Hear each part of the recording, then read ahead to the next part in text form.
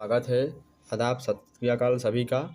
नए वीडियो में आप सभी का स्वागत है। इस वीडियो में हम आपको बताएंगे बीए प्रथम वर्ष प्रथम सेमेस्टर राजनीतिक विज्ञान यानी पॉलिटिकल साइंस के महत्वपूर्ण प्रश्न। तो ध्यान से देखिएगा, सभी प्रश्नों को तैयार कीजिए एग्जाम देने से पहले।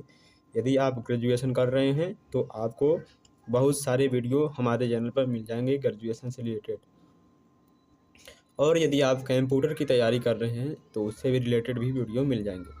तो यहाँ पर चलिए क्वेश्चन को शुरू करते हैं। तो क्वेश्चन शुरू करने से पहले बता दें कि मेरा नाम है अमन प्रजापति।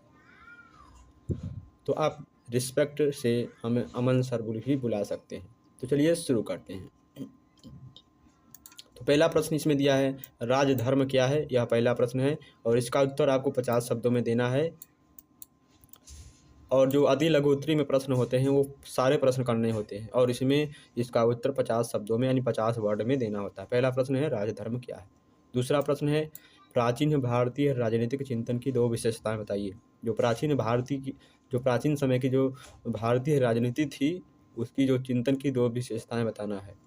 और तीसरा प्रश्न में है महाभारत से रिलेटेड। तो यहाँ पर तीसरा प्रश्न है महाभारत से रिलेटेड, महाभारत में जो भीष्म पितामह थे, तो भीष्म पितामह कौन थे? इसका उत्तर कमेंट बॉक्स में बताएं। तो भीष्म पितामह द्वारा बताए गए राजा के कोई दो कर्तव्य बताइए। भीष्म पितामह के द्वारा बताए गए राजा के कर्तव्य दो बताना है। तो यहाँ पर देख सकते हैं।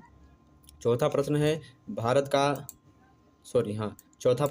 का प्रथम स्वतंत्रता संग्राम कब हुआ था? भारत का जो प्रथम स्वतंत्रता का संग्राम है वह कब हुआ था, यानी लड़ाई कब हुआ था? तो कांग्रेस का प्रथम अधिवेशन कब हुआ था और किसके समक्ष हुआ था? कांग्रेस का प्रथम अधिवेशन कब हुआ, यानी कांग्रेस का प्रथम अधिवेशन का जो बैठक होता है कब हुआ था और किसके शासनकाल में, यानी कि किसके समकक्ष में हुआ था? इसका उत्तर देना है। केवल एक लाइन का उत्तर है, 50 शब्दों में देना है। चलिए बढ़ते हैं हम लघु उत्तरीय प्रश्न की तरफ।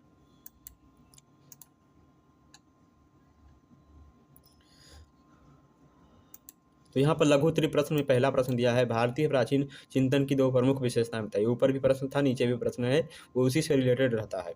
तो भारतीय प्राचीन चिंतन की दो प्रमुख विशेषताएं बताइए, पहला प्रश्न हुआ। और उन कारकों को रेखांकित कीजिए जो भारतीय राष्ट्रीय कांग्रेस की स्थापना के लिए उत्तरदायी थे। ठीक है, उन कारकों को हमें निर्धारित करना है जो भारतीय राष्ट्रीय कांग्रेस की स्थापना के लिए उत्तरदायी थे। यह दूसरा प्रश्न है। तीसरा प्रश्न है, भीष्म के अनुसार राजा के कर्तव्य का वर्णन कीजिए। उसमें था राजा के दो कर्तव्य का वर्णन करना है भीष्म के अनुसार, और भीष्म के अनुसार राजा के कर्तव्यों का वर्णन करना है। यानी यहाँ पर दो कर्तव्य बताना है, यहाँ पर जितने कर्तव्य हैं उतनों कर्तव्य को बताना है।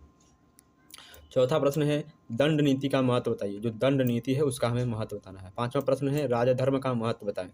और छठवां प्रश्न है, भारतीय स्वतंत्रता अधिनियम 1947 क्या है? 15 अगस्त 1947।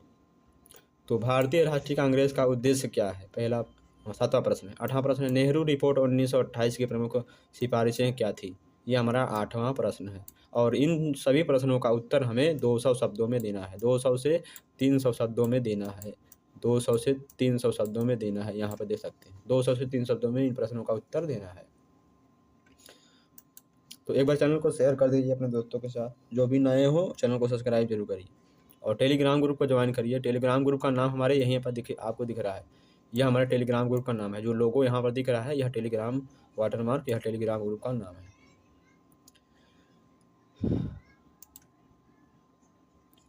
तो चलिए शुरू करते हैं वीडियो को।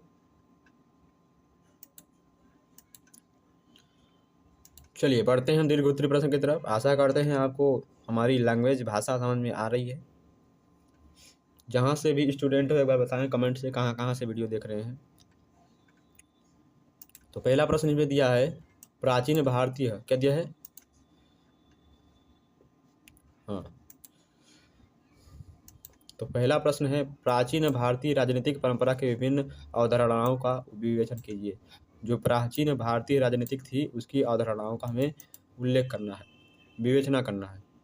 दूसरा प्रश्न है, राजधर्म के महत्व एवं राजा के कर्तव्यों का उल्लेख कीजिए। राजधर्म के महत्व एवं राजा के कर्तव्यों का हमें उल्लेख करना है। 1919 के भारत सरकार अधिनियम की प्रमुख विशेषताओं का विवेचन कीजिए। जो 1919 में भारत सरकार था उसके जो अधिनियम थे उनकी प्रमुख विशेषताओं का हमें वर्णन करना है, यानी कि क्यों उनकी अधिनियम की विशेषता थी, यानी क्या महत्व था उनकी अधिनियम का। चौथा प्रश्न है भारतीय संविधान में प्रभुत्व मौलिक अधिकारों की आलोचनात्मक समीक्षा कीजिए। भारतीय संविधान में जो प्रभुत्व मौलिक अधिकार हैं उनकी हमें आलोचनात्मक समीक्षा करना है।